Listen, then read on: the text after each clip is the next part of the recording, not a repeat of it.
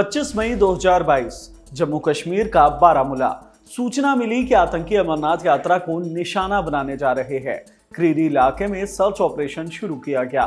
तभी जम्मू कश्मीर पुलिस के special operation group के एक नौजवान सिपाही ने आतंकियों की पहचान कर ली।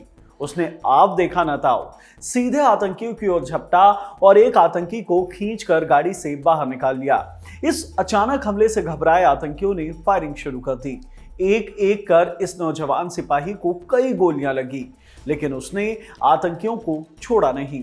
जल्द ही तीनों आतंकी मार गिराए गए, लेकिन गंभीर रूप से घायल वो बहादुर सिपाही शहीद हो गया। जैसे इस सिपाही के शहीद होने की खबर घाटी में फैली, लोगों का तांता लग गया। ये सिपाही बिंदास भाई के नाम से मशहूर था। पूरे घाटी में लोग उसे जानते थे। महीनों तक उसके घर में उसके फैंस, दोस्त, कैब ड्राइवर से लेकर ट्रक ड्राइवर्स तक सभी शोक मनाने आते रहे।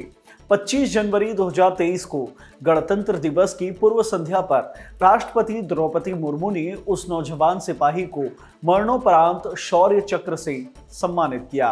अब जब पाकिस्तान के साथ तनाव फिर से बढ़ गए हैं, पाकिस्तानी नागरिकों को वापस भेजा जा रहा है। ऐसे में वापस भेजे जाने वाले लोगों की लिस्ट में देश के लिए सर्वोच्च बलिदान देने वाले इस सिपाही की मां का नाम भी शामिल था। उन्हें भी वापस पाकिस्तान भेजा जा रहा था, लेकिन अब प्रशासन ने अपनी गलती सुधार ली है। इस वीडियो में बात इसी बिंदास भाई की। देश के लिए सर्वोच्च बलिदान देने वाला ये सिपाही कौन था और अब क्यों उनकी मां को पाकिस्तान भेजे जाने वाली लिस्ट में शुमार कर लिया गया था, जानते हैं इस वीडियो में। हेलो, मैं हिमांशु हूं और आप देख रहे हैं खबर गांव। शुरुआत करते हैं बिंदास भाई से। असली नाम मुदासिर शेख, पिता मकसूद अहमद शेख जम्मू कश्मीर पुलिस में उप निरीक्षक के पद पर तैनात थे। पिता मकसूद अहमद ने फर्स्ट पोस्ट को बताया था कि मुदासिर को बचपन में ड्राइविंग सीखने का शौक था और इसलिए वो एक बार ट्रक ड्राइवर के साथ घर से भाग गया, लेकिन 6 महीने के बाद वापस घर लौट आया। घर वालों ने उसे सरकारी नौकरी की तलाश के लिए प्रेशराइज किया और फिर 2009 में उसे Jammu Kashmir AIDS control society में ड्राइवर की नौकरी मिल गई। वहां उसकी दोस्ती बहुत से पुलिस वालों से हो गई। लोगों को लगता था कि मुदासिर ड्राइवर की बजाय एक पुलिस वाला ही है। मुदासिर के पिता बताते हैं कि 2016 में मेरे रिटायरमेंट से कुछ समय पहले वो मेरे पास आया और कहा कि वो भी पुलिस में शामिल होना चाहता है। जब पिता ने पूछा कि पुलिस में क्यों जाना चाहते हो, तो मुदासिर ने कहा था कि वो कश्मीर के लोगों की मदद करना चाहता है, खासकर उरी के लोगों के, अपने लोगों की। वो जनता के बीच पुलिस की पॉजिटिव इमेज बनाना चाहता था। उसे वर्दी पहनने का बहुत शौक था।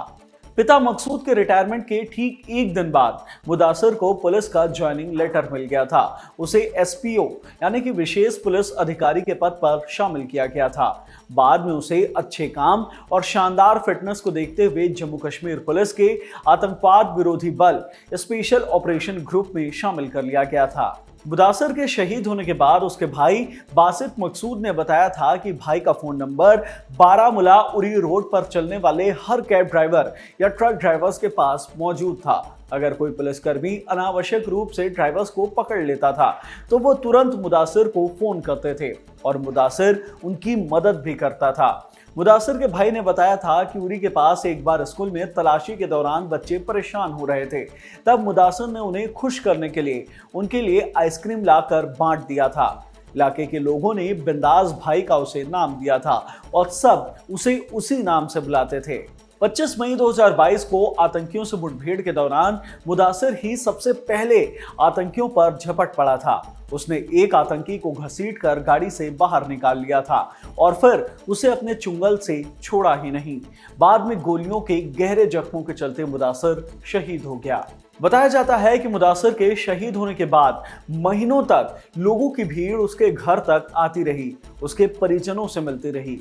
25 जनवरी 2023 को राष्ट्रपति द्रौपदी मुर्मू ने मुदासिर को मरणोपरांत शौर्य चक्र से सम्मानित किया, जो सम्मान लेने पहुंचे थे उसके माता पिता। लेकिन अब जब पाकिस्तान के साथ तनाव वापस से बढ़ गया है, तब भारत सरकार ने पाकिस्तानी नागरिकों को वापस भेजने की प्रक्रिया शुरू की है। खबर आई है कि पाकिस्तान जाने वाले 60 60 लोगों की लिस्ट में मुदासिर की मां शमीमा अख्तर का नाम भी शामिल है और सोशल मीडिया पर सरकार को ट्रोल किया जाने लगा। लेकिन बारामूला पुलिस ने इस खबर का खंडन किया। बारामूला पुलिस ने एक बयान में कहा कि शहीद कांस्टेबल मुदासिर अहमद की मां का कथित प्रत्यावर्तन के संबंध में सोशल मीडिया पर प्रसारित रिपोर्ट झूठी और निराधार है और इनका स्पष्ट रूप से खंडन किया जाता है। शहीद कांस्टेबल की मां शमीमा अख्तर के खिलाफ ऐसी कोई कार्रवाई नहीं की गई है, जो अपने रिश्तेदारों के मुताबिक 45 साल से भारत में रह रही हैं। लेकिन अख्तर के बेटे नासिर मकसूद ने इंडियन एक्सप्रेस को बताया है कि उसकी मां का नाम निर्वासित लोगों की लिस्ट में शामिल था, लेकिन अब पुलिस ने उन्हें बताया है कि उनके निर्वासन पर रोक लगा दी गई है। हमारे इलाके के एसएचओ शाम को हमारे घर आए और बताया था कि उनका नाम उन लोगों की लिस्ट में शामिल है जिन्हें जाने को कहा गया है, लेकिन मुझे अब बताया गया है कि उनके प्रत्यार्पण पर रोक लगा दी गई है। नासिर मकसूद ने सवाल उठाते हुए कहा है कि मेरे भाई ने देश के लिए सर्वोच्च बलिदान दिया, मेरी मां को कैसे जाने के लिए कहा जा सकता है। मेरी मां को श्रीनगर ले जाया गया था, लेकिन अब वो वापस घर लौट आई हैं। लेकिन सवाल उठता है कि शमीमा अख्तर को पाकिस्तान जाने की लिस्ट में शामिल किया ही क्यों गया था। श्रीनगर में मौजूद मकसूद के छोटे भाई मोहम्मद यूनुस शेख के मुताबिक विभाजन के बाद शमीमा बेगम के पिता पाकिस्तान चले गए थे।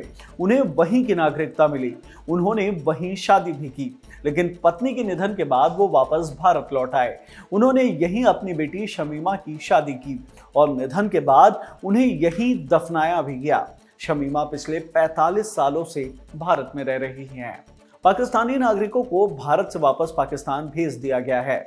सरकार ने देश छोड़ने के लिए 27 अप्रैल तक की डेडलाइन रखी थी और मेडिकल वीजा वालों के लिए 29 अप्रैल। इस लिस्ट में शहीद कांस्टेबल मुदासिर की मां शमीमा अख्तर का नाम भी शामिल था, लेकिन अब गलती सुधार ली गई है। इस वीडियो में इतना ही। वीडियो पसंद आई हो तो इसे लाइक करें, शेयर करें। हमारे चैनल खबरगांव को भी सब्सक्राइब करें। धन्यवाद।